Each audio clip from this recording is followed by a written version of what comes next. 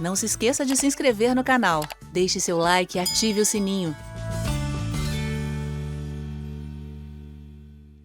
Boa noite, Natan. Essa guerra pode ser a de Ezequiel 38? Moacir, deixa eu te dizer qual é a questão de Ezequiel 38. Não é só o capítulo 38, mas também o capítulo 39 de Ezequiel, que falam desta mesma guerra, cujo senhor da guerra é chamado de Gog, né? Ele é o iniciador, ainda que inspirado por Deus, motivado, instigado por Deus a fazer o que ele há de fazer. Ele parece ser aquele que inicia toda a batalha que vai ser descrita, ainda que minimamente, ali em Ezequiel 38 e 39. Me parece que o texto de Ezequiel 38 e 39 não é o único lugar que fala sobre esta guerra mencionada ali. Eu, particularmente, que sou futurista, pré-milenista e pré-tribulacionista, embora os meus colegas, que também são, né, do mesmo segmento que eu, não concordem, eu penso que aquela guerra está falando sobre a guerra do anticristo. Fala sobre as campanhas militares do anticristo e sobre a invasão final, na metade da tribulação, quando ele finalmente colocar os pés sobre Israel, que onde é o lugar onde ele também há de ser morto ou lançado vivo no inferno. De qualquer forma, o fato é que ele vai ser eliminado pela vinda do Senhor Jesus, pelo sopro da sua boca.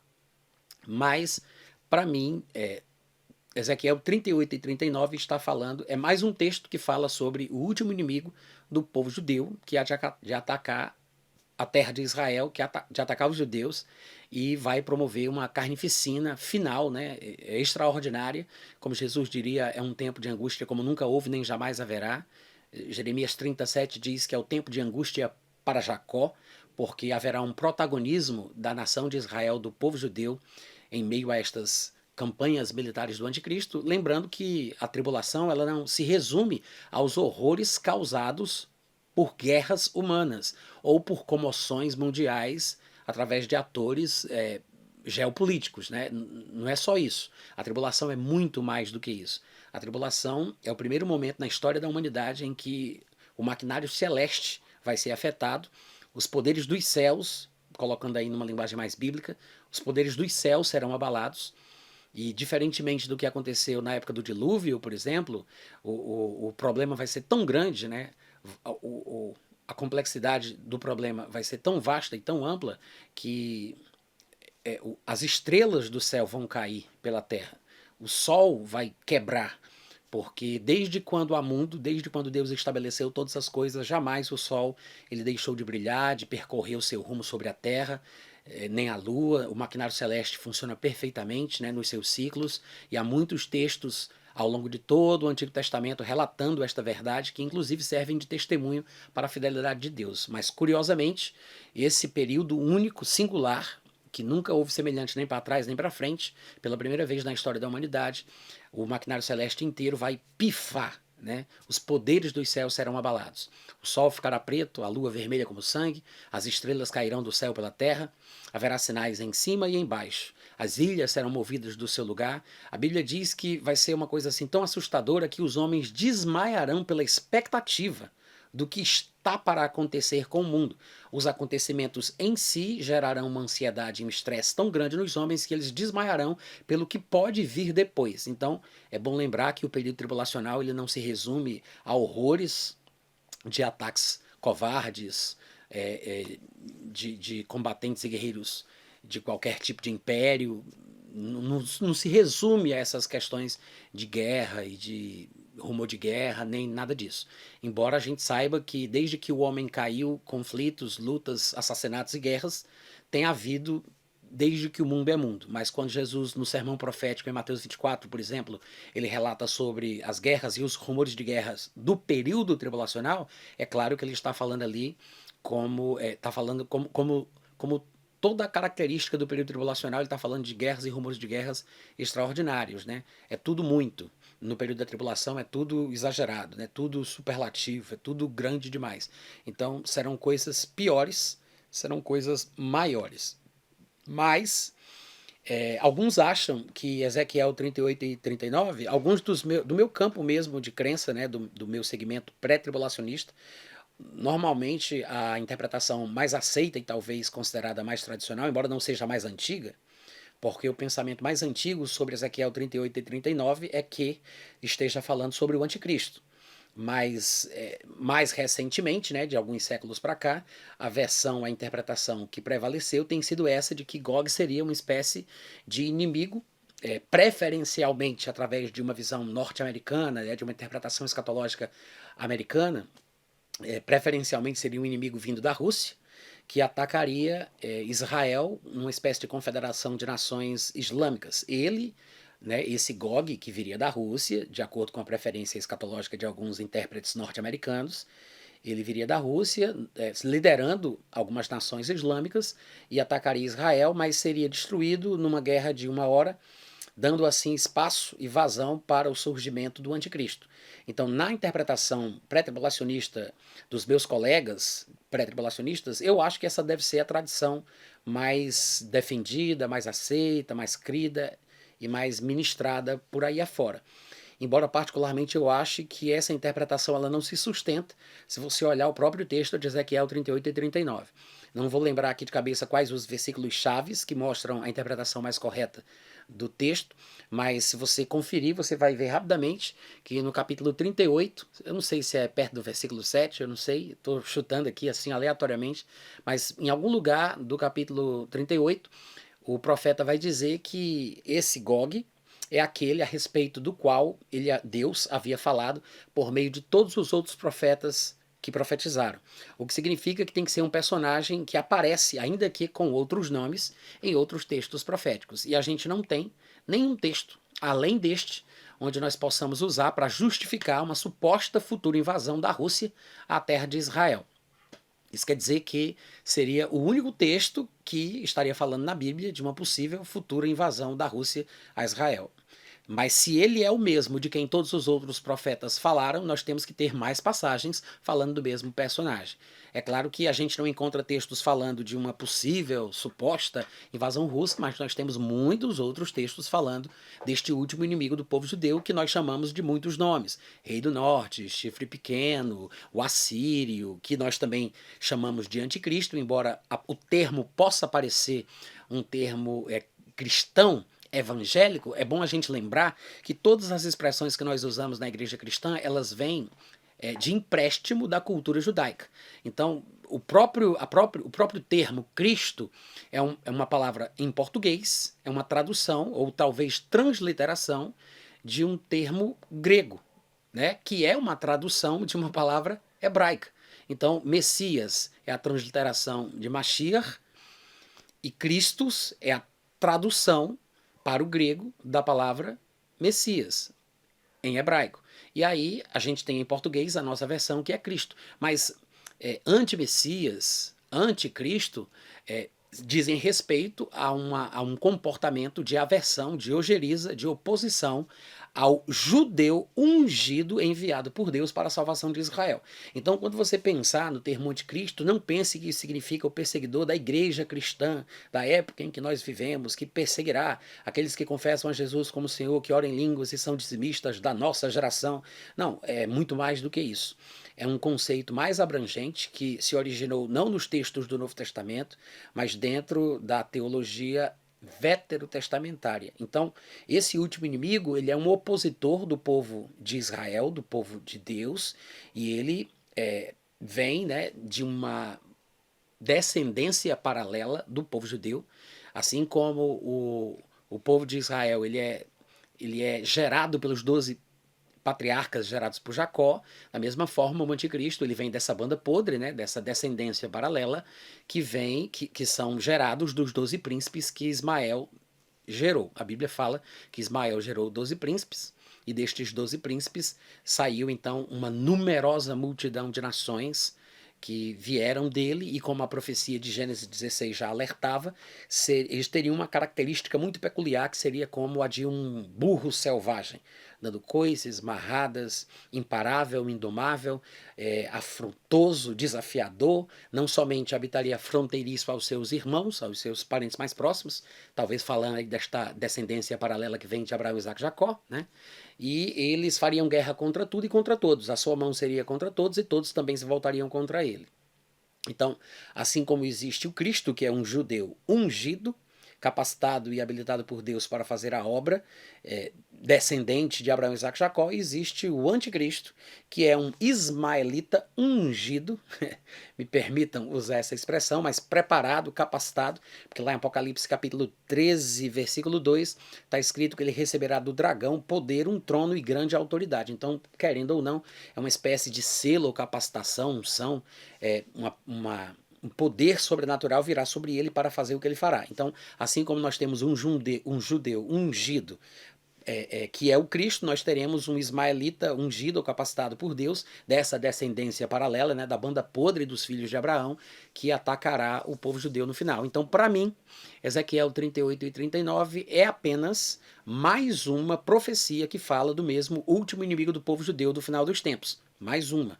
E outros textos parecem corroborar esse pensamento. Se você abrir no capítulo seguinte de Ezequiel 39, você vai ver que lá ele diz também que depois que ele tiver eliminado Gog, quando ele tiver matado Gog, a Bíblia diz, eu não sei se é o versículo 17, 19, eu não vou conseguir lembrar. Eu poderia até abrir, mas para não perder o fluxo aqui, né, da conversa de forma intuitiva, eu vou deixar os versículos para vocês. São apenas 2 capítulos curtinhos, 38 e 39. Você vai lá, faz uma leitura rápida, você vai encontrar os versículos que eu estou mencionando e você grifa, tá? Mas no capítulo 38 ele vai dizer que depois que Gog houver finalmente sido eliminado, Deus jamais permitirá que o seu nome seja blasfemado na terra outra vez. O que seria muito estranho se a interpretação dos meus colegas pré-tribulacionistas estivesse correta, porque na visão tradicional defendida por eles, Gog seria esse inimigo que abriria o caminho para o anticristo, que seria eliminado nesta guerra, onde ele encabeçaria uma confederação de nações islâmicas atacando Israel, e quando ele fosse morto, então daria espaço, uma espécie de lacuna política, né, de liderança mundial, que seria aproveitada pelo anticristo. E aí ele surgiria na história e invadiria Israel, ou sei lá o que ele iria fazer. Mas, na verdade, o texto demonstra que depois da eliminação eliminação de Gog, o nome de Deus não será mais blasfemado na terra, o que não faria sentido se ainda o anticristo viesse ao mundo, porque o anticristo, como sabemos, ele será o maior blasfemador de todos os tempos. Há textos do livro de Daniel que falam especificamente a menção de que ele recebeu uma língua e uma boca que usava para falar afrontas, blasfêmias e coisas grandiosas, ou seja, absurdas, contra o Deus Todo-Poderoso, o Deus de Israel. Ele será o maior blasfemador de toda a história humana. Então, como é que depois da morte de Gog jamais se blasfemaria o nome de Deus, se o anticristo, que é o maior blasfemador de todos os tempos, vem logo depois de Gog? Não faz sentido.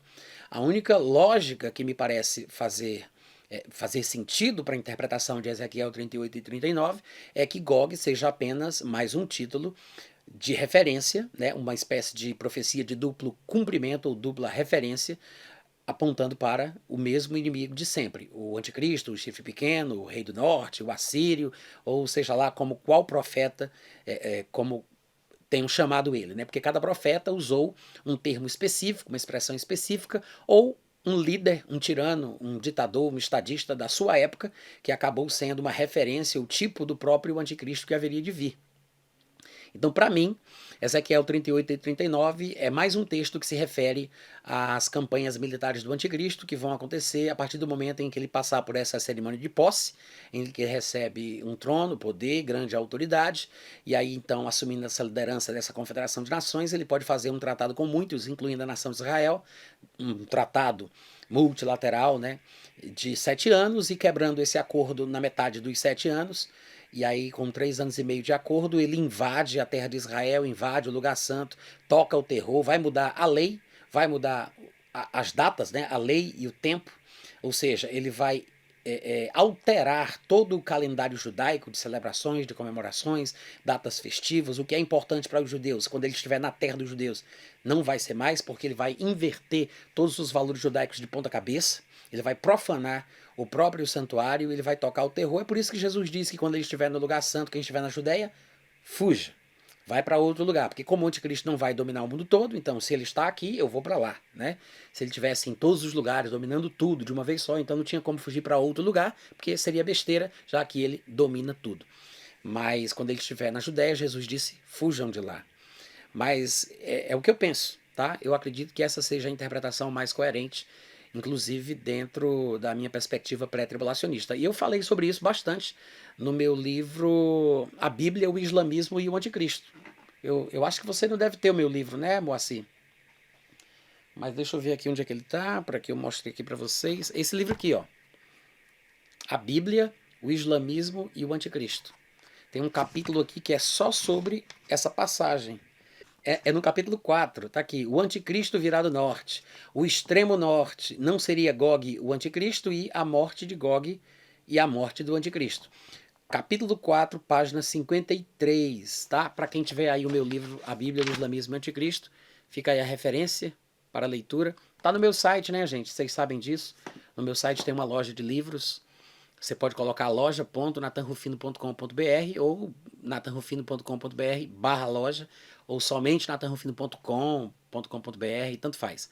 Aí você olha lá no menu de navegação e você vai ver que tem texto, áudio, vídeo, perguntas e respostas, tem doações e tem loja. Então você clica em loja e no celular é um pouco mais chato, né? Porque a telinha é menor, então ele faz a adequação, embora meu site seja interativo e ele se adeque ao formato da tela que você estiver usando no momento, é sempre melhor você acessar pelo computador ou por uma tela maior como um tablet, né? Sei lá.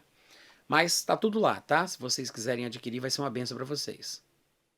A união dos países do Oriente Médio contra Israel pode ser um prelúdio dos reinos que serão usurpados pelo anticristo?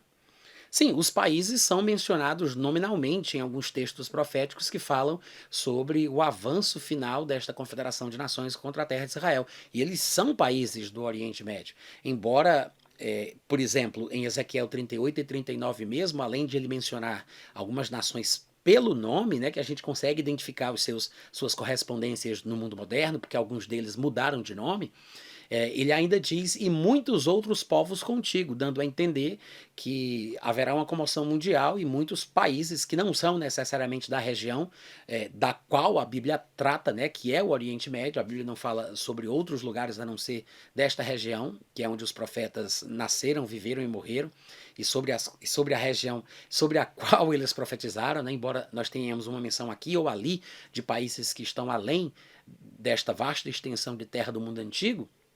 Ainda assim, essas associações de outros países serão a favor ou contra Israel, né? Ou se aliarão com países que são contra os judeus ou se aliarão ao povo de Israel.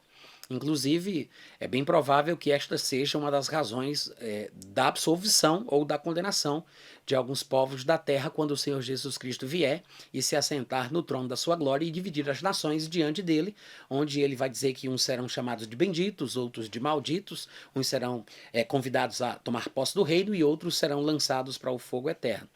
Inclusive, essa divisão ela vai se estabelecer durante o período tribulacional, né? Comente a guerra de Israel contra Hamas. Eu já comentei, viu, Jessé? Eu comentei bastante, inclusive. Tem até livro escrito sobre isso. Esse livro aqui, ó. Não sei se você sabia. Eu publiquei esse livro aqui, a primeira edição dele, deixa eu ver qual ano foi. 2019? Aqui tá dizendo 2019. Mas eu comecei a pregar sobre esse assunto em 2013. Tá? Se você procurar aí no meu site, no meu aplicativo, até mesmo no canal do YouTube, se você achar melhor, embora eu ache muito difícil achar as coisas no YouTube, o lugar mais fácil talvez de encontrar seja no meu site e no meu aplicativo, que funciona dentro do Telegram. O arroba do meu aplicativo no Telegram, tá? Para quem sabe usar o Telegram aí, é @NathanRufinoBot, tudo junto, NathanRufinoBot. O meu aplicativo no Telegram, o meu bot, ele tem a função inline. Ele tem a função de entrar dentro do chat e interagir pelos botões do menu, mas ele também tem o modo inline que deixa tudo mais prático. Você pode entrar em mensagens salvas da sua nuvem gratuita do Telegram, ou criar um grupo, né, onde somente está você e o meu bot lá dentro. Aí você chama o grupo de escatologia e você pode mandar o material para você mesmo. Se você chamar @NathanRufinoBot, espaço, e escrever, por exemplo, Islã, sei lá, o anticristo, ou coisa desse tipo, Alcorão e por aí vai, você vai encontrar dezenas, se não centenas de materiais entre texto, áudio e vídeo, inclusive o meu livro, falando especificamente sobre o que está acontecendo hoje, tá? Eu acho que eu comecei a falar sobre isso há 8 anos atrás, ou 7 anos atrás. E a coisa continua exatamente a mesma, nada mudou. É a mesma perspectiva. Não importa se eles repetem outro ataque, é uma repetição da essência do cerne daquilo que já está fundamentado, né?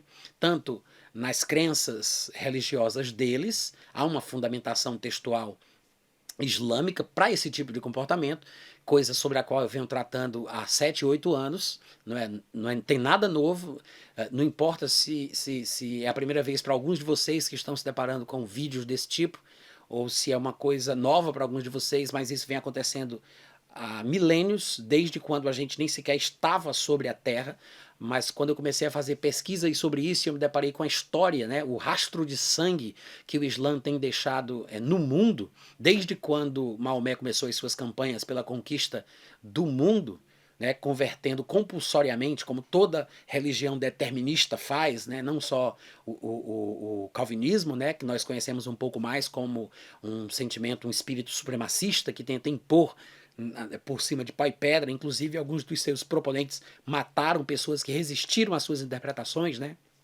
Como fizeram Agostinho, Tomás de Aquino, Calvino e muitos outros que abraçaram essa filosofia pagã determinista que penetrou na igreja sorrateiramente através do sincretismo bolado por Agostinho do ano 412 para frente da sua vida, né, até os 430, quando ele morreu, ele criou essa filosofia determinista dentro do cristianismo. Todas as religiões de viés deterministas e fatalistas têm esse comportamento, né? E o islamismo ele não é diferente. Ele impõe, tenta forçar conversões de forma compulsória e esse comportamento, quando você vai pesquisar na história, é o modus operandi de todo bom islã, islamita, né? De todo bom muçulmano. É o comportamento padrão. Claro que existem muçulmanos de índole boa, do bem, que não fazem mal a ninguém, que são pessoas que pensam no bem do outro, até porque não são praticantes do islamismo, né? Eles nascem em famílias islâmicas, não conhecem muito bem as fundamentações religiosas da religião que fazem parte e acaba deixando prevalecer a sua índole benéfica. E a maioria é assim. O problema é que quem causa o barulho e faz os estragos que nós conhecemos na história do mundo é a minoria, né? São eles quem lideram, causam o terror, até porque é determinação divina, de acordo com a interpretação islâmica, causar terror no coração das pessoas. O pessoal pensa que é brincadeira, mas no meu livro, nesse livro que eu acabei de mencionar, eu faço aqui a citação de eu não sei se faço de todos, mas eu comento que há por volta de 164 versos do Alcorão que ordenam a morte, o assassinato de forma brutal, com requintes de crueldade daqueles que não são seguidores de Alá. E o objetivo desse requinte de crueldade no assassinato dos kufar, né, dos infiéis, é para que as pessoas que souberem do que eles fizeram com os infiéis tenham tanto medo dos muçulmanos que, quando eles chegarem nas suas terras, eles não ofereçam tanta resistência por causa do pavor que será insuflado em seus corações pelo que ouviram que eles fizeram com os outros. É esse o objetivo da crueldade praticada pelo Islã através da pequena jihad, né? Porque no islamismo tem dois tipos de jihad, a grande jihad e a pequena jihad. A grande jihad seria uma luta espiritual contra as inclinações pecaminosas da carne que o muçulmano deveria vencer. Então todo muçulmano ele tem que praticar a grande jihad, a mais importante, a mais relevante, que é lutar contra as tentações e o pecado. Mas tem uma pequena jihad, menos relevante, mas que tem que ser feita, que tem que ser praticada, que é lutar, matar, trucidar, com requintes de crueldade aquele que não segue a religião de Deus, que é a religião de Alá. E os muçulmanos que não obedecem às ordens para praticarem a jihad contra os não muçulmanos devem ser também ameaçados e punidos caso se recusem a ir para a guerra. Para você ter uma ideia. Então, não há nada de novo debaixo do sol. Desde quando Maomé passou a impor esse sentimento nos seus seguidores, de lá para cá as coisas têm se repetido Exatamente iguais, exatamente iguais. Não tem nada de novo. Eu recomendo sempre, eu não sei se você me acompanha há muito tempo, mas quem me acompanha há mais tempo e de mais perto já tem visto que de vez em quando eu sugiro às pessoas que elas assistam o documentário vendido pela editora Chamada, vendido pela editora Chamada, intitulado, né? O nome do documentário é Obsessão. Ele mostra a obsessão islâmica, religiosa, essa coisa extremista, né, da fundamentação religiosa islâmica, do porquê eles têm tanto ódio dos judeus e têm tanto ódio de cristãos e tanto ódio de qualquer outro, de qualquer religião, ou dos que não seguem religião nenhuma, pelo simples fato de não temerem a Alá. Assistam isso. Eu não sei quanto é que está custando, mas eu soube que o pessoal da Chamada colocou ele na plataforma online. O site da Chamada, o que eu lembro de cabeça é loja.chamada.com.br. Entrem lá, procurem pela seção de vídeos, você faz o seu login, aí você compra e ele fica numa plataforma onde os seus vídeos estarão disponíveis para você assistir. Tipo, sei lá, streaming, né? Netflix e tal. Aí você compra esse filme, é baratinho, fica lá disponível. Eu sei que ele tem pirateado por aí na internet, mas vale a pena você ajudar a editora Chamada, abençoando, pagando um preço justo, para que você possa cada vez mais incentivá-los a fazer mais trabalhos maravilhosos, como eles têm feito e têm abençoado a nossa nação. Quanto mais a gente pirateia pensando em ganhar com isso, através do roubo, né, da desonestidade, mais a gente prejudica as pessoas que nos abençoam. Isso não é legal, né? Se a gente puder ajudar, a gente faz muito bem. E esse material é excelente, tá? Coloca aí na agendinha de vocês, tá? Entre, além do meu livro, além das mensagens que tem aí no meu site, no meu aplicativo, etc e tal, tenta assistir esse vídeo. Eu acho que é uma hora e pouco, se não for menos de uma hora, mas vale muito a pena. Vale muito a pena. E não pense que é coisa antiga. Ah, mas isso aqui faz muito tempo, não era nem 4K ainda, não interessa. É excelente, não sai de moda, é super atual, porque ele mexe com coisas que sempre vão ser as mesmas. Porque a fundamentação religiosa islâmica é a motivação que permeia o coração de todos os integrantes de todos os grupos terroristas que existem no mundo. Não pensem que isso é um privilégio do Hamas, porque o Hamas é o grupo terrorista da vez. Aí o pessoal vai dizer, ah, mas o Hamas é diferente. Não há diferença nenhuma. Seja Estado Islâmico, seja Hamas, seja Boko Haram, seja Talibã, seja Al-Qaeda, seja Hezbollah, não importa o nome do grupo, não importa o nome do grupo terrorista, se ele estivesse fundamentando nas ordens, nas ordenanças, nas instruções religiosas vindas do Alcorão, pode ser grupo sunita, pode ser grupo wahhabita, salafita, alauíta, não importa, xiita, o que for, de qualquer uma das 70 subdivisões do mundo islâmico, se ele seguir as instruções deixadas no Alcorão, ele vai ter o mesmo comportamento. Por que você acha que há tanta semelhança da crueldade praticada pelos grupos terroristas, onde quer que eles estejam? Por que você acha que de vez em quando surge um louco, aspas, chamado de lobo solitário, que faz um ataque aqui ou ali, mata fulano?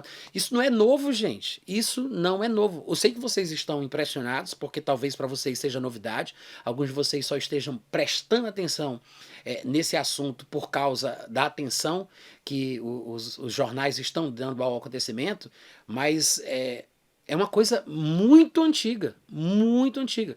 E a razão agora a razão de estar muito em voga é porque a gente agora tem filmes de tudo que é lado, né? Os celulares, a miniaturização das coisas, a capacidade de filmar enquanto eu corro, tirando um negocinho do bolso, filmar com telefone, filmar com óculos, filmar com celular, e daqui a pouco já colocar na internet, todo mundo assistir, todo canto, você acaba ficando permeado de imagens, de vídeos que você não gostaria de ver.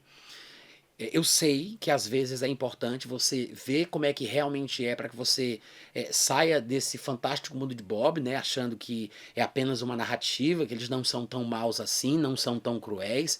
Isso é invenção, é narrativa. Às vezes é bom você ver para você entender a realidade, mas eu não vejo mais, eu não gosto de ver. Eu passei muitos anos, na época que eu descobri essa interpretação, né, que eu defendo hoje em dia, de que o anticristo ele viria dos descendentes de Ismael e seria praticante da religião islâmica, que eu escrevi o livro e comecei a pregar sobre isso, eu passei muitos dias, talvez meses, vendo vídeo após vídeo de coisas que eram praticadas por grupos terroristas, não só da época, porque 3 meses depois que eu comecei a pregar sobre isso, surgiu o Estado Islâmico, coincidentemente. Mas alguns outros grupos já tinham feito gravações anteriores, né? E eu fui pesquisando outros livros, vendo na história e fui descobrindo que, na verdade, essa barbárie ela era praticada já há muito, muito mais tempo. Antes, muito antes de eu ter nascido no ano de 1973, ter vindo para essa terra. Eles já estavam praticando aquilo que havia sido determinado supostamente por Deus, tá? Então, assim, e vocês que fazem parte do meu grupo, gente, por favor, não postem vídeos, não postem textos, não fiquem mostrando isso, porque vocês acabam incentivando a fazer exatamente aquilo que eles querem, né? Causando terror, desespero. E lembrem-se que aquilo que serve para a gente de base, para tudo, para a vida ou para a morte, é o que o texto da palavra de Deus diz. Então, ficar discutindo o que foi que o primeiro-ministro de Israel fez, o que foi que ele disse, o que é que o premier não sei de onde falou, o que foi que o presidente falou, o que foi que aconteceu aqui, qual a movimentação geopolítica, isso tudo aí pode parecer muito interessante e um bom entretenimento para quem gosta disso, mas quem deve se preocupar com essas coisas são os pós-tribulacionistas, que precisam que a tribulação aconteça, que precisam que o anticristo surja para que eles possam se sentir aliviados de que Jesus está perto de voltar, porque para eles Jesus só aparece depois da desgraça toda ter acontecido, né? Quem entende um pouco melhor a Bíblia, considerando-a como uma revelação progressiva e vendo no Novo Testamento que as escrituras testemunham que o arrebatamento acontece antes da tribulação, você não precisa ficar tocando terror e colocando medo no povo e discutindo sobre isso. É contraproducente. Eu acho que é uma distração desnecessária. E em vez de você gastar o seu tempo nas escrituras, na palavra de Deus, entendendo cada vez mais, estudando realmente a Bíblia, você acaba se deixando levar pelas notícias dos acontecimentos, do que Satanás está fazendo no mundo. E o mundo jaz no maligno, né, gente? Não importa o que vai acontecer com A, com B, com cicrano, fulano, as coisas vão de mal a pior, tá? Não se iludam, as coisas vão de mal a pior. E claro que antes do início da tribulação, desse período como nunca houve nem jamais haverá, Jesus Cristo garantiu que vai ser como dos dias anteriores ao dilúvio. As pessoas estarão comendo, bebendo, casando-se, dando-se em casamento, né, vivendo uma vida relativamente normal, quando Noé entra na arca e eles não perceberam até que veio o dilúvio e destruiu todos. Assim como Noé foi elevado acima das águas da tribulação do seu tempo e só voltou ao mundo depois para repovoar a terra, né, e recomeçar a vida, da mesma forma, os justos, que fazem parte da igreja do Senhor Jesus, formada por judeus e gentios crentes, também será retirada, assim como Noé, assim como Ló, foram retirados antes do derramamento da ira de Deus nesse período tribulacional. Tá? Então, assim, o que a gente está vendo, claro, são indícios, de acordo com a minha perspectiva teológica, escatológica, eu acho que são indícios do que vai acontecer, né? Não se limitam a questões de campanhas militares, ataques terroristas, é muito mais do que isso. Os poderes dos céus serão abalados, como eu já comentei, mas é mais ou menos isso aí, né? Esse é o único, no meu ponto de vista, é a única razão real, a única razão verossímil, a única coisa que a gente pode imaginar verossímil, assim, que realmente seja factível, que seja possível de acontecer, é a única coisa que pode realmente dividir o mundo em dois. Eu sei que existem, às vezes, motivações econômicas, né, em busca de petróleo, em busca disso ou daquilo, mas essas coisas mudam à medida que o tempo vai passando e os índices econômicos eles vão mudando de uma coisa para outra, né? Os índices de referência de riqueza eles vão mudando à medida que as convenções humanas também vão se alterando ao longo das gerações. O fato é que a única coisa que realmente, no meu ponto de vista, é capaz de dividir o mundo em dois, né, é essa questão da terra de Israel. Tudo se afunila para isso. Não tem nada mais que possa mexer tanto com as emoções humanas do que os valores relacionados ao povo judeu, porque vai haver uma divisão geral, né? O mundo vai rachar no meio. Uns serão contra, uns serão pró. essa na minha visão, a única coisa capaz de fazer com que muitas nações se aliem de um lado e outras de outro, possibilitando uma guerra, se não mundial, mas uma guerra de repercussão mundial, de comoção mundial, né? Mas, inclusive, a perspectiva bíblica, a profecia bíblica aponta para uma guerra realmente voltada para estas questões associadas à Terra Santa, à Terra de Israel. E está na nossa cara, né? Desde todo o tempo. Desde o ano de 600 e pouquinho, quando as dinastias muçulmanas, que eu agora não lembro exatamente quais são, eu cito no meu livro, quando eles invadiram pela primeira vez, ao mesmo tempo, a Síria e o norte da África, né, estabelecendo suas bases no norte e no sul, na Alexandria e em Antioquia, que foi exatamente o mesmo ano em que eles invadiram Israel, e logo depois eles acabaram construindo lá o Domo da Rocha. E até hoje eles têm essa presença marcante exatamente no lugar considerado mais sagrado do povo judeu. Não tem como surgir qualquer outra religião que tenha a relevância que a religião islâmica tem no mundo, de quase 8 bilhões de seguidores, não porque haja grandes reversões ao islamismo, né, que eles chamam eles não chamam de se converter, eles chamam de se reverter. Diz que todo mundo nasce islâmico e depois se perde e tem que reverter. Mas não é que haja grandes conversões, mas é porque eles têm muitos filhos. Um homem sunita, por exemplo, ele tem a permissão de se casar com até 4 mulheres, com cada mulher ele tem 8 filhos. E os filhos são propriedades do pai, que colocam ele no caminho do Islã. Então, ele nasce muçulmano sem muitas vezes saber por quê. E alguns, claro, se radicalizam à medida que vão crescendo e vão tendo estímulos na sociedade em que eles estão inseridos. Mas não tem qualquer outro tipo de situação geopolítica que possa surgir no mundo que tenha caráter militar, político e religioso englobado numa coisa só, como o Islã tem, né?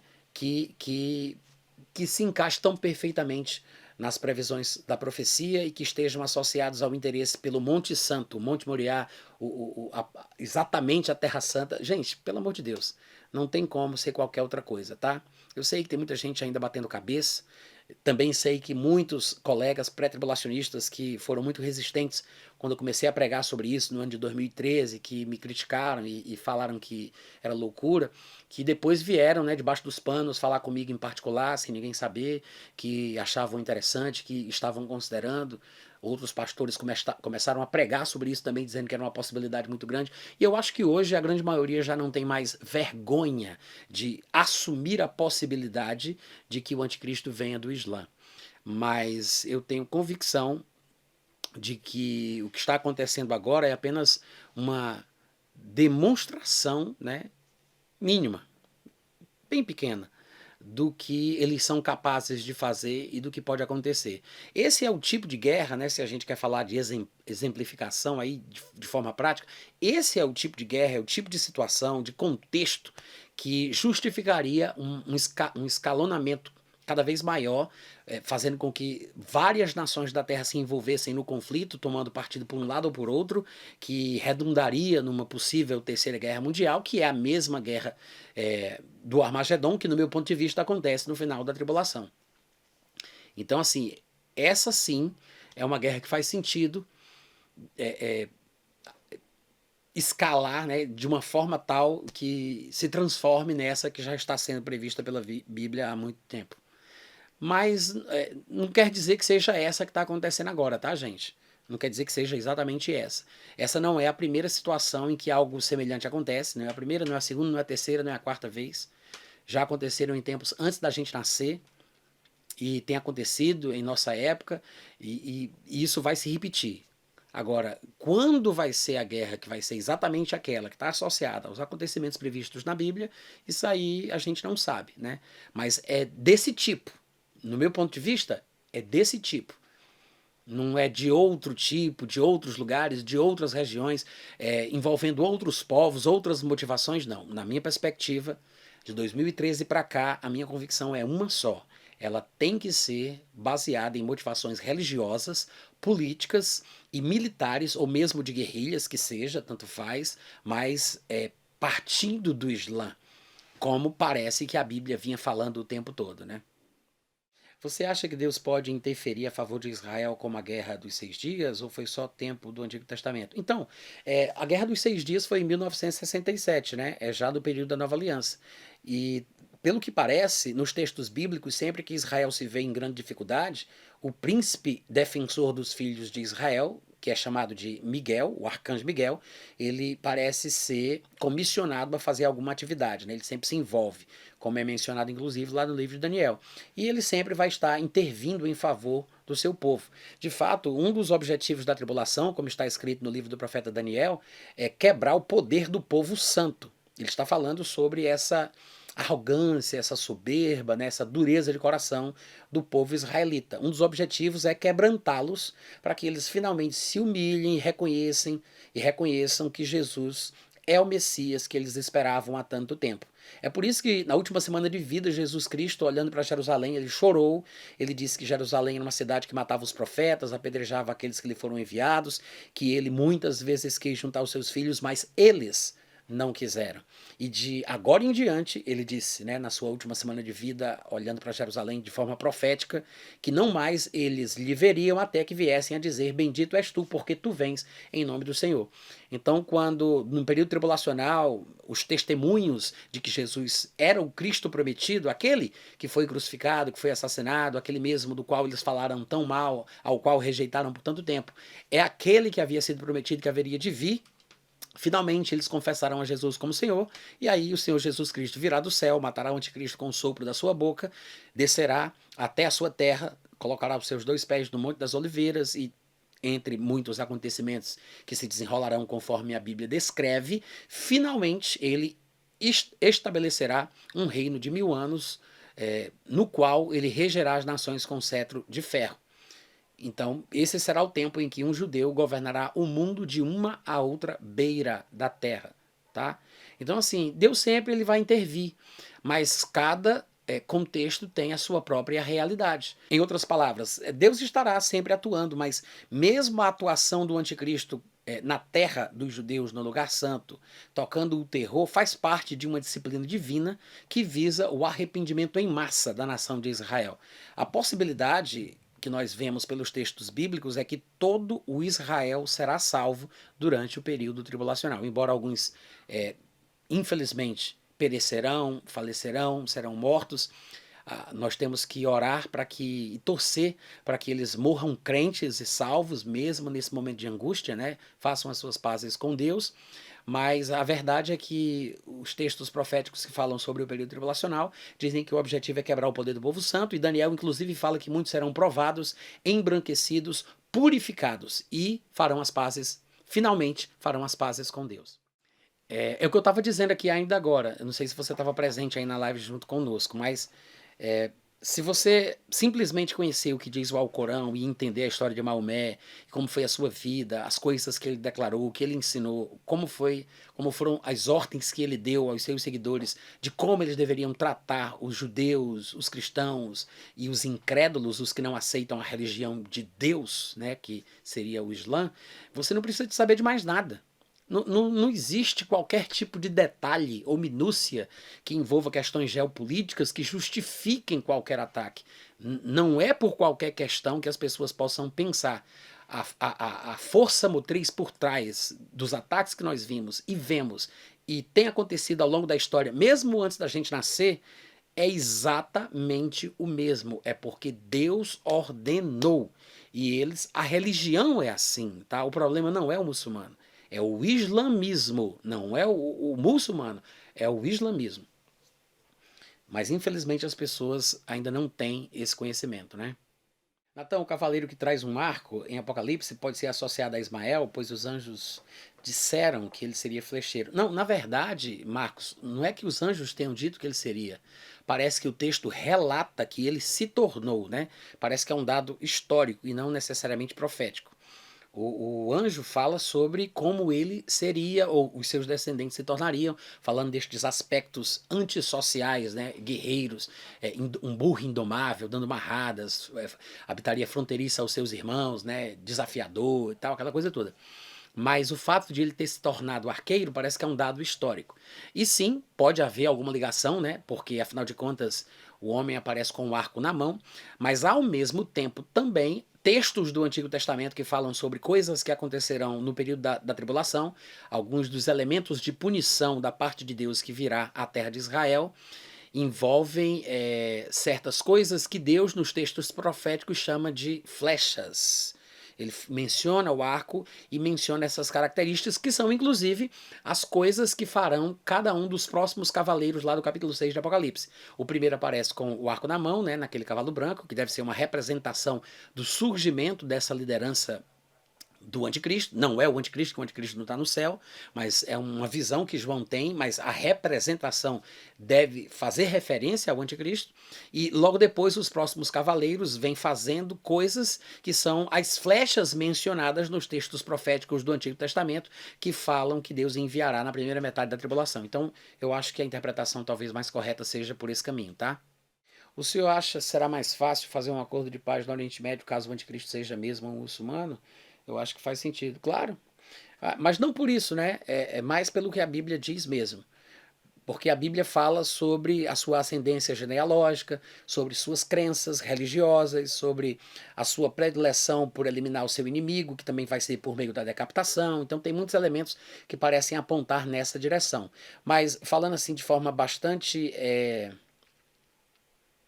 como é que eu posso dizer, né? Em termos de atualidades, não teria qualquer líder, qualquer estadista, qualquer primeiro-ministro, o que for, que seja respeitado pelo mundo islâmico. E a gente sabe que ali, no caso, o lugar mais sagrado dos judeus, que é no Monte Moriá, o Monte do Templo, o Monte Santo, ele é guardado e é monitorado por uma polícia religiosa islâmica, jordaniana, né?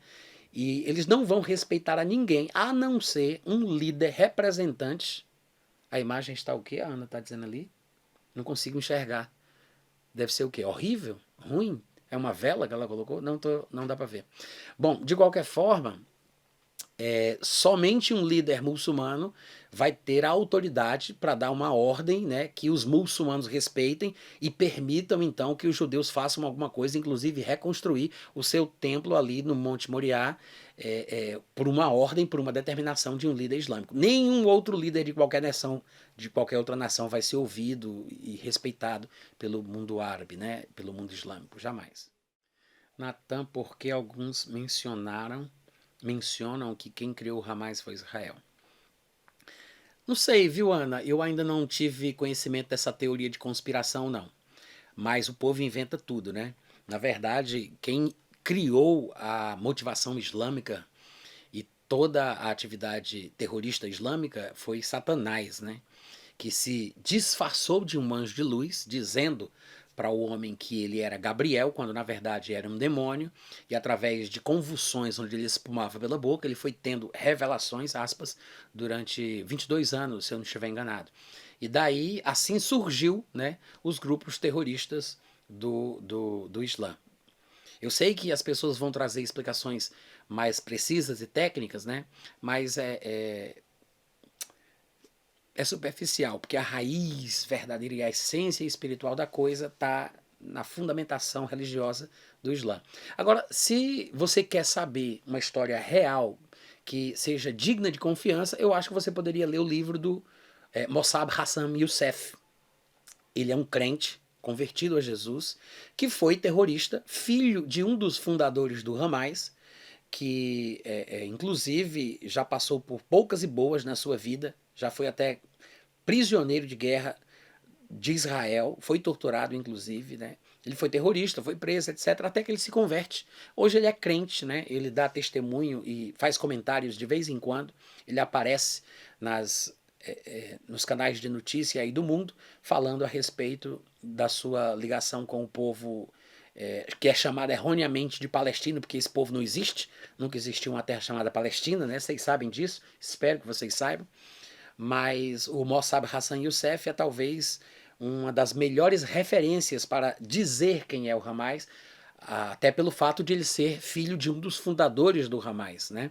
Esse livro ele foi publicado no Brasil já faz alguns anos, já falei sobre ele muitas vezes nos meus grupos, nos meus canais, nos meus vídeos. Eu menciono ele no meu livro A Bíblia, o Islamismo e o Anticristo, tá? Mas é muito fácil de achar. Basta você colocar no Google O Filho do Ramais, livro, aí vai aparecer a capa lá com as cores da bandeira do que eles chamam de Palestina, e vai aparecer o rosto de Mossab Hassan Youssef na capa, e aí você compra o livro, lê o livro e você vai ficar impressionada sobre o que realmente é o Hamas e vai saber inclusive dos detalhes do seu surgimento, da história, das motivações e tudo mais, né? Mas com certeza não foi Israel que criou o Hamas, tá? Isso é uma tolice. Embora muitas pessoas tenham ódio dos judeus e achem que os judeus são os piores seres humanos do mundo, e exista essa perseguição há anos do povo judeu e haja muitas teorias da conspiração, na verdade são equívocos que as pessoas criam, e embora existam erros nas pessoas humanas e nos líderes da nação de Israel ao longo dos tempos, é um absurdo esse tipo de narrativa, né? Bom que as pessoas estão enxergando o quão o Hamas é mau. Isso é verdade. E não é só o Hamas, tá, gente? É bom lembrar isso aí. O Hamas é apenas um dos muitos grupos considerados terroristas. E são mesmo terroristas porque eles fazem o que Maomé disse que é para fazer, que é causar o terror no coração dos que não seguem a religião de Deus através de assassinatos com requintes de crueldade. Se você for ler os 164 versos do Alcorão que determinam massacres, guerras e assassinatos dessa forma, você vai ficar impressionado de qual é o objetivo de Alá em dar descrições tão vívidas do mal que eles têm que fazer com aqueles que não servem à religião de Deus. É um absurdo, é diabólico, é demoníaco, tá? Características de toda religião determinista e fatalista, né?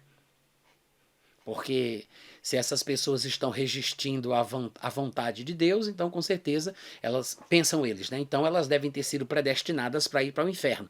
E aí eles acreditam que o próprio Deus soberano em pessoa vai usar as suas mãos para puni-los como Deus os punirá no futuro, lançando-os no fogo. Então, normalmente, religiões e filosofias predestinistas, soberanistas, né, deterministas, fatalistas, elas geram lideranças, seja no nosso meio cristão, como os calvinistas, por exemplo, ou lá no islamismo, né, que também é uma religião determinista, sempre surgem esses líderes, essas pessoas que fazem esse tipo de atrocidade, né, que matam os outros em nome da sua fé por causa da resistência e oposição daqueles que na cabeça deles foram destinados por Deus para ir para o inferno. É um absurdo. Para quem me acompanha sabe que eu estou escrevendo um livro sobre a loucura que é o calvinismo, né? Eu ainda não sei como vai se chamar o livro, mas a princípio, no meu rascunho, no meu esboço, ele está sendo chamado de A Louca Interpretação Calvinista de Romanos 9. Mas eu não vou falar somente sobre Romanos 9, eu vou falar sobre a minha história de conversão, né, de como eu me deparei pela primeira vez na minha vida com o pensamento determinista dentro do hinduísmo, que também é uma religião determinista, através dos cantos de Raul Seixas, da filosofia pregada pelo Bhagavad Gita, que é um texto sagrado que se encontra dentro do Mahabharata. E aí eu vou falar um pouco de como foi a minha história, eu me converto e vou para uma igreja onde as pessoas de lá, quando foram me doutrinar e me discipular, começaram a me ensinar sobre um Deus igual ao Deus Raul Seixista e hinduísta, do qual eu já estava fugindo. E assim eu me deparei pela primeira vez com o mesmo pensamento determinista do hinduísmo, dentro da igreja cristã, que é comumente chamado de calvinismo. Então, eu vou mostrar um pouco da minha história, né, mostrar como isso aconteceu, como eu me deparei a primeira vez com o determinismo dentro da igreja evangélica, mesmo sendo novinho convertido, ainda tomava remédio controlado antes de ter sido curado da esquizofrenia. Mas eu já sabia que aquilo ali estava errado. Sabia que aquilo ali não tinha sentido, aquilo não era de Deus. E de lá para cá, né, muitas águas já rolaram. Eu já tenho alguns vídeos onde eu falo sobre o assunto. E, além disso, eu tenho feito pesquisas, né, sobre a história da invenção do calvinismo, e a gente fica chocado de como as coisas aconteceram, porque, na verdade, o calvinismo é o herdeiro espiritual de uma filosofia pagã que entrou no cristianismo de forma sorrateira, porque sequestrou termos bíblicos, preenchendo-os de significados gnósticos, maniqueístas, estoicistas e neoplatonistas, que são filosofias todas deterministas, predestinistas e diabólicas, né? Isso tudo através da pessoa de Agostinho. Então, à medida que você vai descobrindo essas coisas, você fica horrorizado, né? E isso foi passando de geração a geração até chegar em Lutero, Calvino e muitos outros que infelizmente não tiveram sabedoria para discernir uma coisa da outra e nem se atinaram ao fato de que as interpretações agostinianas do final da sua vida, do ano de 412 ao ano 430, estavam totalmente fora e contrárias ao padrão bíblico. Inclusive, Agostinho foi aquele que pela primeira vez na história introduziu a ideia da dupla predestinação. Foi ele quem criou a tulipa, né, defendida e abraçada pelo calvinismo. Não foram outros, foi Agostinho quem criou os pontos da tulipa. E é triste, mas é a verdade dos fatos, né? O determinismo ele se espalha como uma praga no mundo inteiro, em muitas filosofias e religiões pagãs, e não foi diferente, infelizmente, no nosso segmento também, né? Ele também entrou na igreja cristã mascarado de interpretação filosófica, aprimoramento intelectual cristão e toda essa baboseira que vocês já conhecem melhor do que eu. Escatologicamente, esse conflito entre Israel e o Hamas tem muito significado. Falei sobre isso bastante já na live aí, viu, Rogério? Eu imagino que você chegou muito depois, né? Depois você volta aí e dá uma olhadinha e a algum determinado momento eu começo a falar sobre isso e eu falei por muitos minutos sobre o assunto, tá? Eu venho falando sobre esse mesmo assunto aí desde 8 anos atrás. Escrevi até um livro sobre isso, que é esse aqui, ó, A Bíblia, o Islamismo e o Anticristo. Se você ainda não tem, é vendido lá no meu site, Rogério.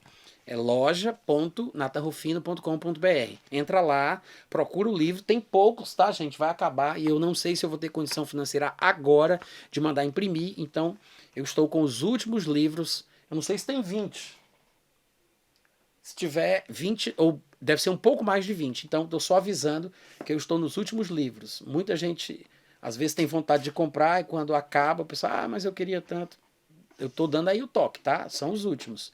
O livro é muito bom, foi o meu TCC de bacharelado em teologia, que eu transformei nesse livro, né? Acrescentei algumas coisas, reorganizei, deixei numa linguagem menos formal, mas é o fruto do meu TCC. Então, vale muito a pena. Já faz muitos anos que eu venho falando sobre isso. É a mesma coisa, não importa os detalhes e as nuances de as diferentes nuances, né, que o acontecimento atual esteja tendo, mas é basicamente a essência, é basicamente a mesma coisa. É a mesma história se repetindo debaixo do sol, é a mesma motivação espiritual diabólica, é o mesmo objetivo. Não tem solução, tá? O que eles fazem, eles não estão fazendo por uma questão territorial, por questões políticas, não é por causa de uma suposta invasão de Israel ou por causa dos assentamentos na Cisjordânia, não é porque os povos originais da terra, os supostos palestinos foram expulsos pelos judeus, não tem nada disso. A razão do que acontece hoje, dessa crueldade, desse ataque, é porque o Alcorão determina que isso seja feito. E existe uma ordem de prioridades dos povos que devem ser exterminados e trucidados dentro da religião islâmica. Em primeiro lugar, os judeus, que são chamados no Alcorão de porcos e macacos, para você ver, né? Um livro sagrado que chama o povo judeu de porco e macaco, você já espera. O que é que você espera do tratamento dos religiosos dessa religião para com os judeus? Daí você já consegue imaginar, né? Além disso, também se fala sobre o tipo de crueldade que deve ser praticado com os cristãos, que são incluídos numa frase que eles costumam usar, que aparece muito no Alcorão, que é o povo do livro, que inclui judeus e cristãos. Mas também a qualquer outro que não siga a religião de Deus, que é o Islã, tá? E quando você entende o que é o Alcorão, o que é o islamismo, aí você compreende o porquê do que eles estão fazendo. Nunca isso vai ser resolvido. Não importa o que aconteça, não importa o tratado, o acordo, a concessão, a terra, não interessa. Não interessa. Nunca vai ter uma solução.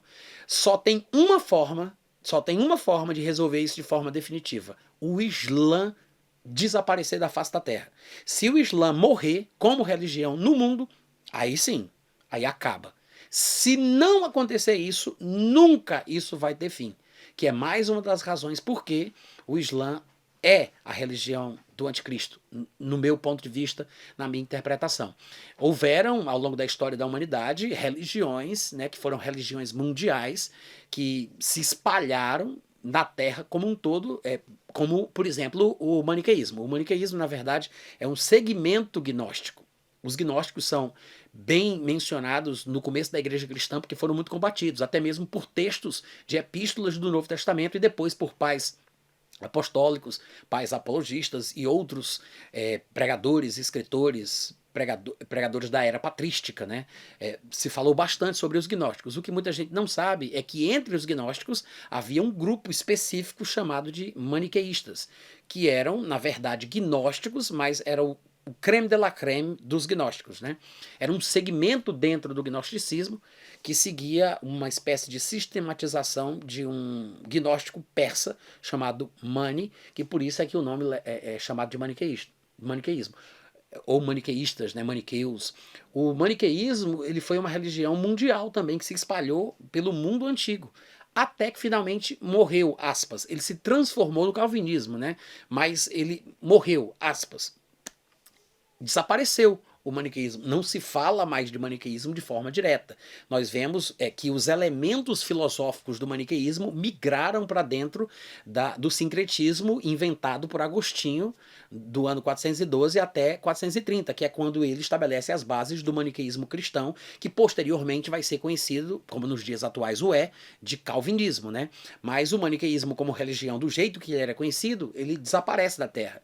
Então, se isso acontecer com o Islã, se um dia o Islã desaparecer da face da Terra e morrer naturalmente, como aconteceu com outras religiões na história da humanidade, então nunca mais a gente vai ter esse tipo de problema. Se isso não acontecer, que provavelmente não vai acontecer, porque eu acho que o Islã é um cumprimento das profecias do tempo do fim que falavam sobre uma religião da qual surgiria o anticristo, pela qual ele iria lutar, porque os textos que falam do anticristo dizem que ele é um crente e que com o auxílio de um Deus estranho é que ele ousaria fazer guerra contra as potências mundiais do seu tempo, ou seja, é por questões e por motivações religiosas que ele faz o que faz. Então o Islã ele provavelmente não vai desaparecer, então isso não vai cessar até que aquilo que está previsto na Bíblia se cumpra. Então o que acontece hoje tem sim implicações proféticas, escatológicas e tudo mais, de acordo com aquilo que eu venho crendo, né, desde 2013 para cá, mas não necessariamente que a guerra específica que nós estamos acompanhando agora, de Israel com Hamas, seja o cumprimento de algum texto, né, de alguma passagem, de alguma profecia bíblica, na qual a gente possa colocar o dedo e dizer, está aqui se cumprindo. Não tem esse tipo de coisa. Mas é um tipo, né, é uma exemplificação prática diante dos nossos olhos daquilo que vai se repetir, como tem acontecido ao longo dos anos, dos séculos, e vai se repetir no período tribulacional. Esse é o único tipo de guerra, eu até falei sobre isso mais cedo aqui nessa live, esse é o único tipo de guerra que tem potencial de escalonar para envolver nações do mundo inteiro, dividindo todas as nações na Terra entre um grupo e outro. Um grupo vai ficar de um lado e outro grupo vai ficar de outro. Esse é o tipo de guerra, é o tipo de contexto, né, que tem o potencial de causar o engajamento de nações de um lado ou de outro. E eu acho que agora todo mundo está vendo diante dos olhos, né, a possibilidade real de que isso aconteça. Não está se cumprindo o que a Bíblia previu, mas isso faz parte, né, do bojo do que a palavra de Deus diz sobre o período tribulacional, sobre as motivações religiosas, militares e políticas do anticristo. Eu acho que é daí, tá? Infelizmente, tem muita gente que só acorda quando vê uma coisa dessa diante dos seus olhos. E aí muita gente interpreta a Bíblia à luz de acontecimentos, de notícias de jornais, e acabam dizendo, rapaz, pensando bem, eu acho que faz sentido mesmo, ele deve vir do Islã. Agora que eu estou vendo o que eles estão fazendo, esse envolvimento com a nação de Israel, Israel no foco, as nações sendo a favor e contra, e dividindo o mundo. Aí, puxa, será que isso é verdade? Então o pessoal começa a acordar. Não é a forma correta, né, de se interpretar a Bíblia. Nós deveríamos considerar a Bíblia pelo que ela é, mas eu entendo as limitações, as fragilidades da mente humana e sei que muitas pessoas não têm essa capacidade de abstração, de perceberem que o texto estava falando sobre isso, a não ser quando elas veem diante dos seus olhos cenas como as que estão sendo causadas por esses bárbaros endemoniados, né? Mas, sim, eu acho que é por aí. Vou ler aqui para vocês, tá? Minutinho. O Islã e a visão supremacista do anticristo. Esta obra se propõe a tratar sobre a verdadeira motivação por trás dos constantes ataques dos, aspas, palestinos contra Israel e contra o povo judeu. O pessoal diz, tanto escreveu isso aí ontem, né? Foi nessa semana. Como é tão atual? Justamente por causa do que eu estou falando. Porque é profético, é bíblico, na minha interpretação, né, gente, claro, e não importa o ano em que foi escrito, ele sempre vai ser atual, porque isto é cíclico. E este mal só terminará quando esta religião for exterminada da terra. Enquanto isso não acontecer, vai acontecer um dia, mas enquanto isso não acontecer, isso aqui nunca vai ter fim, tá? E aí eu vou continuar a leitura aqui. Contra Israel e contra o povo judeu. Demonstra que seu ódio não se resume ao desejo de conseguir mais um pouco de terra para seu povo. Sugere-se no presente livro que a manifestação religiosa do povo ismaelita através do islamismo é, na verdade, uma manifestação prévia do que virá a ser o reino do anticristo. Os textos do Alcorão apresentados aqui mostram que o terrorismo islâmico não é uma manifestação deturpada ou uma interpretação extremista do Islã. Ao contrário disso, é a mais perfeita personificação do que ordenou Maomé a todos os seus seguidores. Não obstante a natureza vil da filosofia islâmica em si, há declarações proféticas suficientes para identificá-la como a religião do anticristo que promoverá uma das piores perseguições ao povo judeu já vistas na história. Após a leitura deste livro, espera-se que o paradigma, o padrão, né, a referência básica normal, espera-se que o paradigma escatológico cristão seja fortemente abalado no entendimento do leitor. Como aconteceu comigo, por exemplo, inclusive eu vou contar a minha história, né, de mudança de ideia e de paradigma no livro. Na introdução eu mostro como foi que eu passei a pensar assim, porque até então, como bom pré-tribulacionista, eu jamais imaginaria que o anticristo viria de uma religião islâmica ou do Oriente Médio, né? Eu estava sempre olhando para a Europa, né? E assim vai. Mas aí eu digo, após a leitura deste livro, espera-se que o paradigma escatológico cristão seja fortemente abalado no entendimento do leitor, que esta obra estimule novas pesquisas e questionamentos nas comunidades cristãs quanto à islamização do mundo que tem ocorrido diante dos nossos olhos. Espera-se que esta provocação teológica sirva de motivação ao aprofundamento na escatologia bíblica a partir desta perspectiva.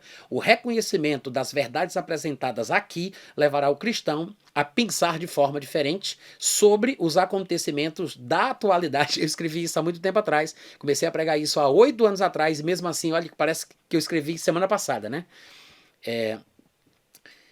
Sobre os acontecimentos da atualidade que envolvem os ismaelitas muçulmanos, que em nossos dias têm chamado a atenção da mídia através do seu ódio contra tudo e contra todos.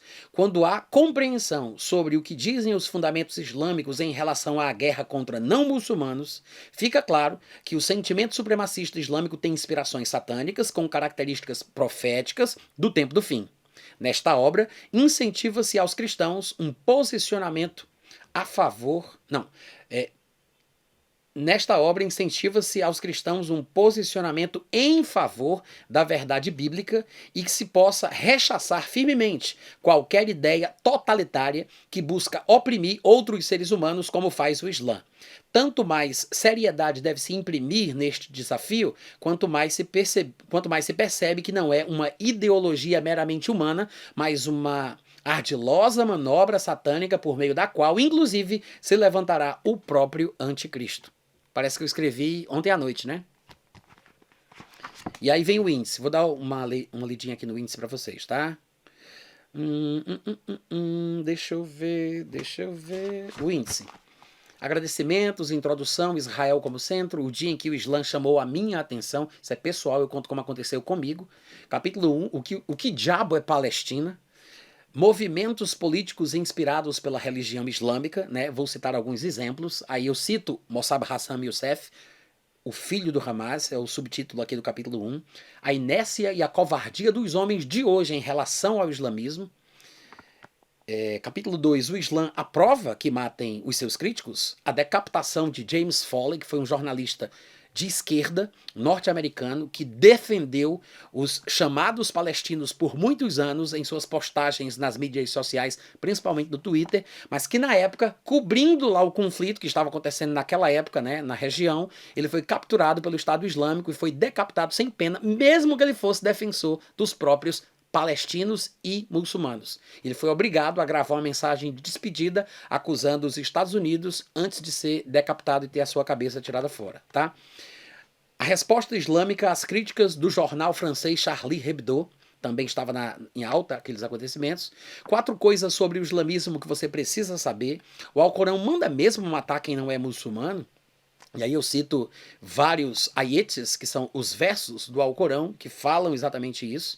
Cristãos não deveriam usar a palavra Alá, porque seria supostamente uma menção direta ao Deus dos muçulmanos. Aí eu vou explicar que é apenas uma confusão linguística, porque a palavra Alá é, na verdade, o termo genérico para Deus em árabe, e nas Bíblias cristãs a palavra Deus aparece traduzida por Alá, né? Então não é bem assim como as pessoas às vezes tentam sugerir. Há muita especulação, sensacionalismo, e o pessoal viaja por algumas coisas que confundem os outros. Capítulo 3, o povo do príncipe que virá, uma interpretação que vai na linha que eu defendo, ou passei a defender desta data em diante, de Daniel capítulo 9, versículo 26, né? O povo do anticristo. Capítulo 4, o anticristo virá do norte. Aí eu vou citar várias passagens bíblicas que apontam para a mesma região, o mesmo lugar de onde o anticristo virá. O extremo norte, na profecia de Ezequiel 38 e 39, não seria Gog o anticristo, a morte de Gog e a morte do anticristo. Capítulo 5, o islamismo e o anticristo virá. Babilônia, Medopécia e Grécia, que são os impérios da estátua do sonho de Nabucodonosor. Domínio sobre toda a terra, uma frase que aparece no livro de Daniel e que significa algo muito específico, que às vezes é interpretado de forma equivocada.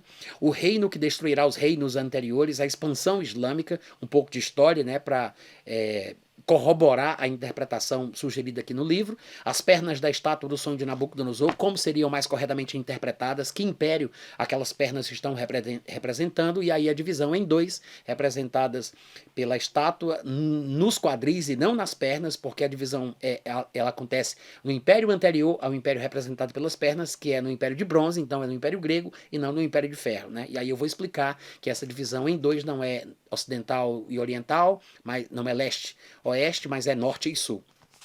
Capítulo 6, a besta e o falso profeta, a grande cidade, a besta em Jerusalém, a besta de Apocalipse, o dragão, a besta em Israel, era, não é, mas será, a dupla referência profética sobre o rei ao norte de Israel. O anticristo será o líder religioso do império, e o anticristo e o seu trono. E assim termina o livro, tá? Eu já começo, inclusive, com uma citação aqui logo de cara, feita pelo sultão Saladino, revelando que tentaria conquistar a Europa depois de ter capturado Jerusalém, que é um fato histórico que aconteceu na sua época, né?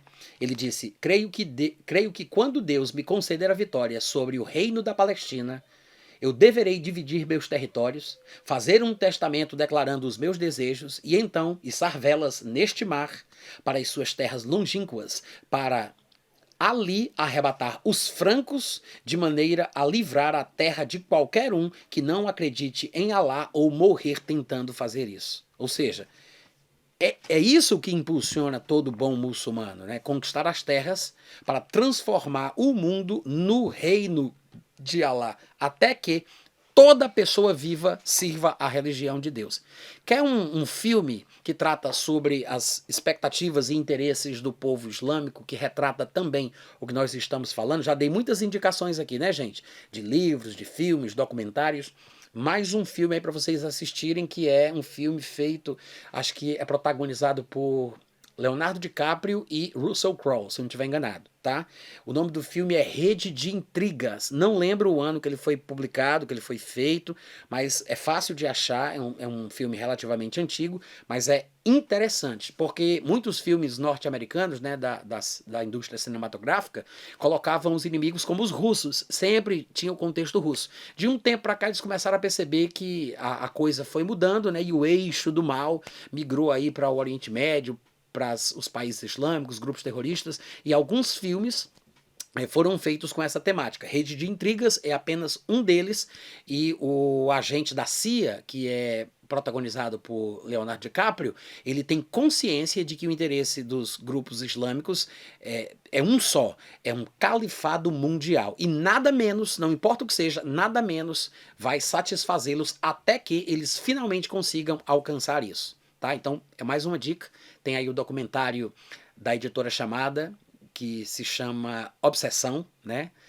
Tem aí o meu livro, que eu já indiquei, A Bíblia, o Islamismo e o Anticristo, e tem agora Rede de Intrigas. Eu não sei se eu falei de mais alguma coisa, mas são muitos materiais para vocês procurarem, tá bom? Que valem a pena vocês assistirem e se familiarizarem, porque tratam do tema que a gente está discutindo aqui nessa live.